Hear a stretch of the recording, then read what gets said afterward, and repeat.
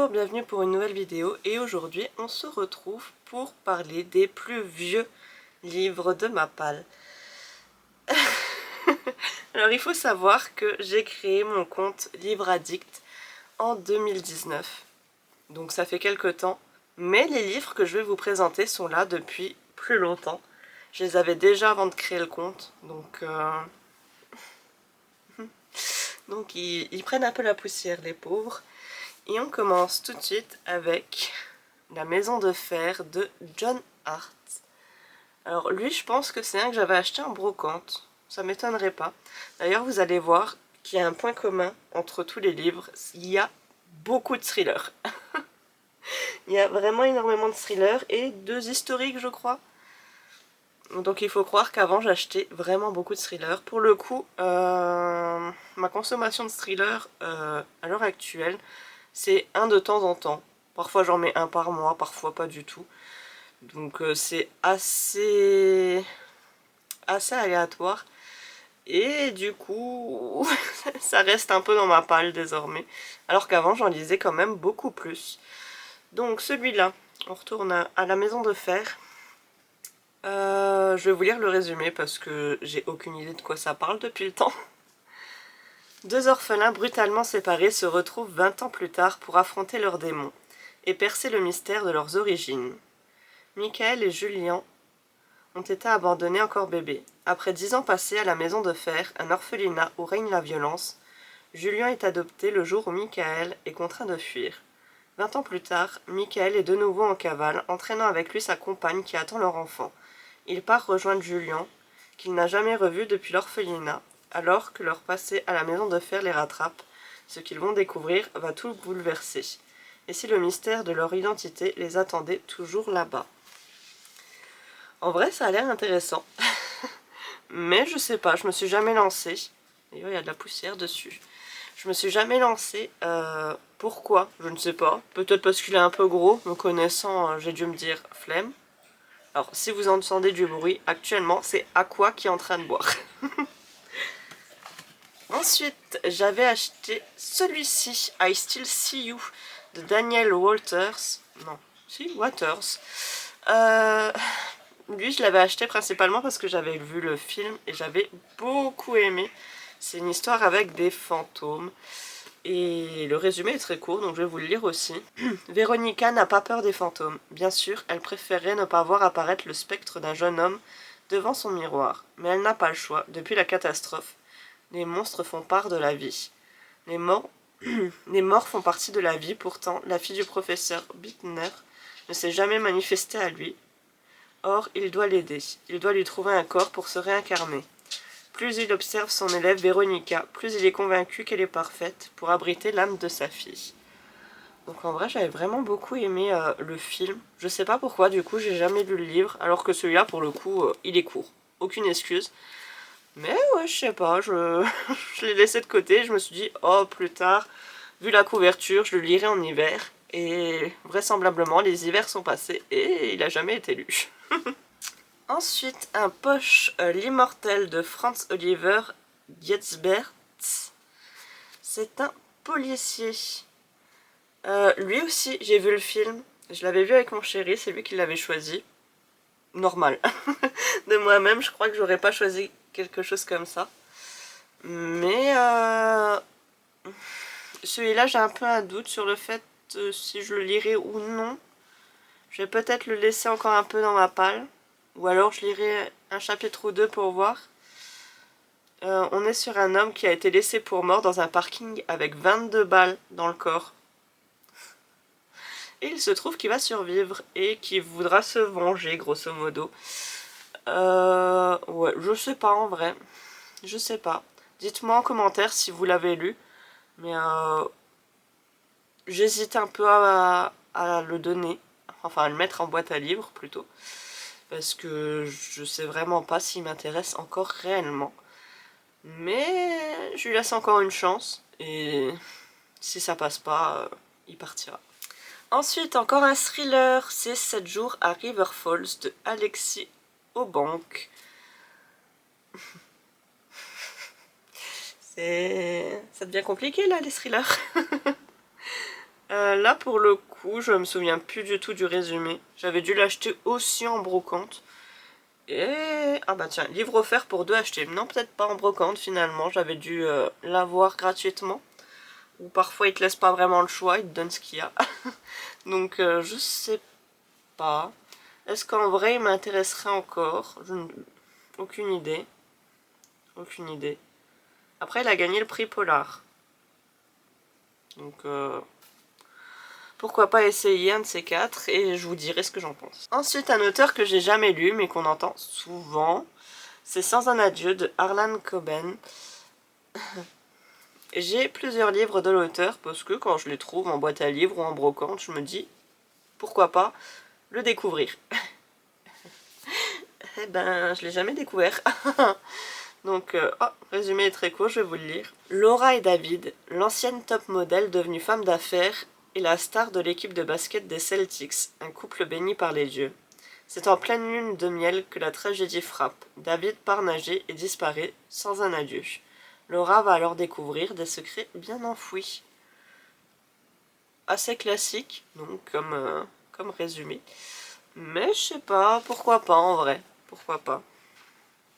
J'espère que ça me plaira.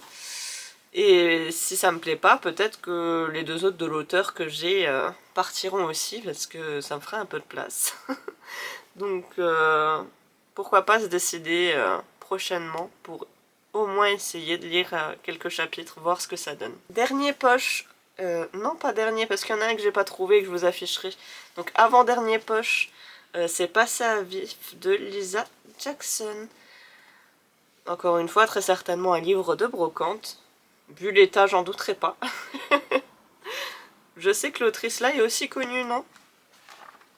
Et que je l'ai jamais lu. J'ai cru voir un post-it, j'ai rêvé. Non, il y a bien un post-it. Et c'est un des miens. Et c'était à moi. Apparemment, je voulais faire un cake au chorizo. Je sais pas du coup ce que ça a foutu là-dedans, mais pourquoi pas, écoute. Ben là-dessus, je me souviens absolument pas du résumé, encore une fois. Hein. Ah, c'est encore une histoire d'enfant, mais on sait pas d'où il vient, on sait pas qui c'est. Je ne sais pas. Je ne sais pas. Est-ce qu'il m'intéresse encore une fois réellement celui-là? Je sais pas.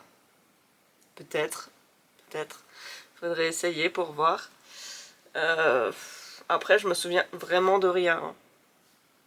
Donc peut-être que j'ai juste abandonné l'idée de lire ce livre. Mais bon, on verra, j'essaierai quand même. Ensuite, gros roman.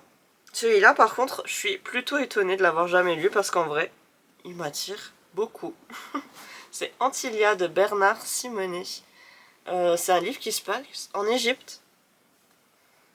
Pourquoi je l'ai jamais sorti? À mon avis, la grosseur. Pourtant, il est pas si gros que ça. Mais ouais, j'ai dû me dire, oulala, non, il est pas grand il est pas gros du tout, hein, il fait 400 pages. Un peu plus de 400 pages, 416. Je sais pas, j'ai dû être intimidée par la taille, je ne sais pas. Alors que je pense sincèrement qu'il pourrait vraiment me plaire. Donc, qu'est-ce qu'il fait encore là? Faudrait peut-être que je m'y mette. Parce qu'en vrai, c'est une thématique que j'aime beaucoup. Hein. Ensuite, dernier thriller, le livre de Johannes de... Oh là là, je sais pas comment ça se dit quand c'est comme ça. Jorgen Brekke. Je sais jamais au barré comment ça se dit. Celui-là, je pense que c'est la grosseur aussi hein, qui m'a fait fuir. Alors que, en réalité, ils sont pas si gros que ça. Hein. Je fais 460 pages par là. Mais avant, j'étais encore plus intimidée que maintenant par les gros livres, alors que là, j'en sors de temps en temps quand même. J'essaye de faire un effort là-dessus. Mais avant, c'était quelque chose. Hein. Pourtant, j'ai lu des pavés, hein. J'ai lu Le Seigneur des Anneaux, j'en ai lu quelques-uns, hein, mais je sais pas, j'avais peur des gros livres. Après, c'est vachement aéré, donc je pense qu'il se lirait vite en réalité. Mais ouais, je sais pas, j'ai pas... j'ai pas osé. Je vais vous lire un peu le résumé. Août 2010, le cadavre écorché et décapité d'Ephraim Bond est retrouvé au musée Edgar Allan Poe de Richmond. Virginie. Chose étrange, l'assassin a emporté la peau de sa victime. Pourquoi pas? Chacun garde les trophées qu'il veut, j'ai envie de dire. Mais ouais, en vrai, il me fait encore envie celui-là. Mais ouais, j'ai dû être intimidée par le nombre de pages, ça serait pas étonnant. Avant-dernier livre, c'est My Fair Lily. Là, pour le coup, c'est une biographie, je crois.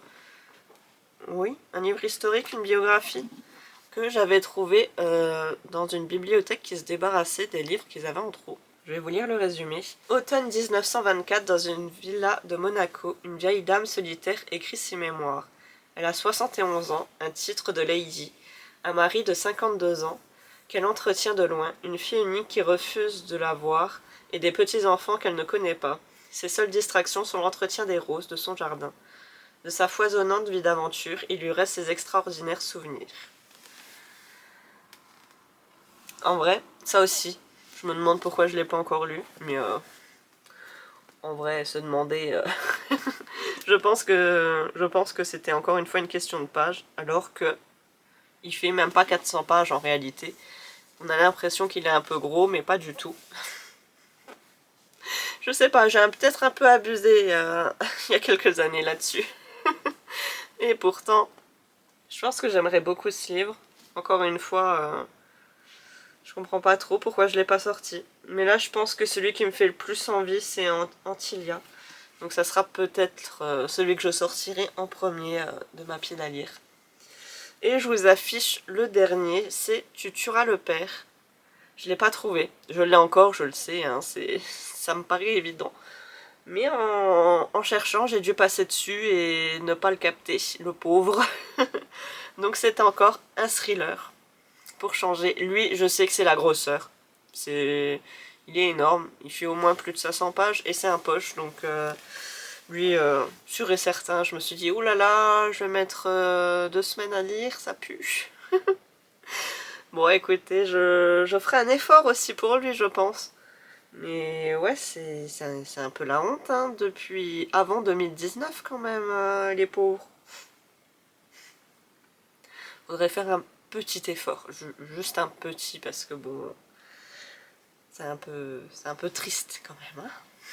Après, est-ce que je vais tous les garder après avoir fait cette vidéo, ou est-ce que je vais me dire, ah, s'ils sont là depuis aussi longtemps, peut-être que je peux me séparer de certains. Je ne sais pas, j'aimerais quand même essayer de lire 1 ou 2 chapitres histoire de, mais on verra bien. En tout cas, voilà, je vous ai présenté les plus vieux livres de ma pile à lire, ceux qui prennent la poussière depuis longtemps, très longtemps. Donc, ouais, dites-moi en commentaire si vous aussi vous avez ce genre de relique dans votre palle. On va essayer de faire un petit effort peut-être quand même, parce que les pauvres, ça date un peu, hein. Donc sur ce, je vous dis à bientôt.